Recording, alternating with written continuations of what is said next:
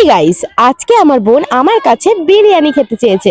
বিরিয়ানি আমি ওকে অবশ্যই খাবো, কিন্তু তার আগে আমি খাতায় যা আঁকবো ওকে সেগুলো খেতে হবে, তাহলেই আমি বিরিয়ানি খাবো। আঁকার জন্য খাতার পেন নিয়ে নিলাম।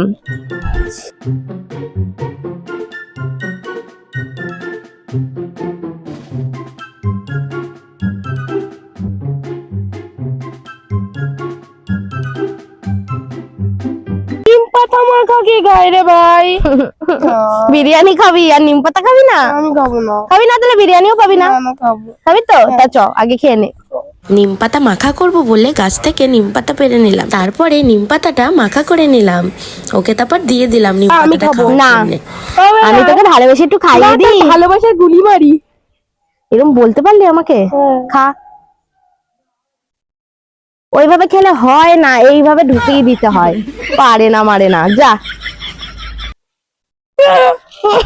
তো পরেরটা এঁকে ফেলি।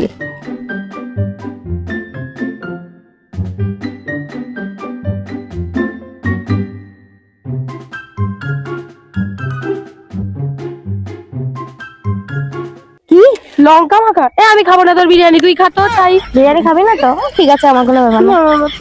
খাবি? চ বিরিয়ানি না খাওয়ার চ। তারপরে আমি লঙ্কাটা নিয়ে চলে এলাম।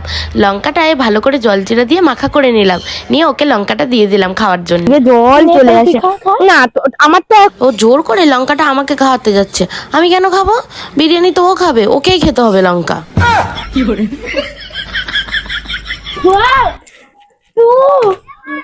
কি ঝাল!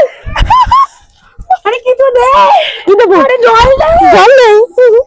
নে তোর বিরিয়ানি। চ্যালেঞ্জটা কি আদৌ কমপ্লিট করতে পারলো? এই কমপ্লিট হয়নি মানে নিম পাতা খেলাম, লঙ্কা খে জিপ পড়ে। কিন্তু তোমরাই বলো গাইস, ওর কি কমপ্লিট হলো চ্যালেঞ্জটা?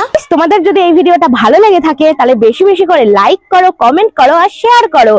আর তোমরাই বলো কি কি ভিডিও আরো দেখতে চাও, কমেন্টে জানাও। তো টাটা।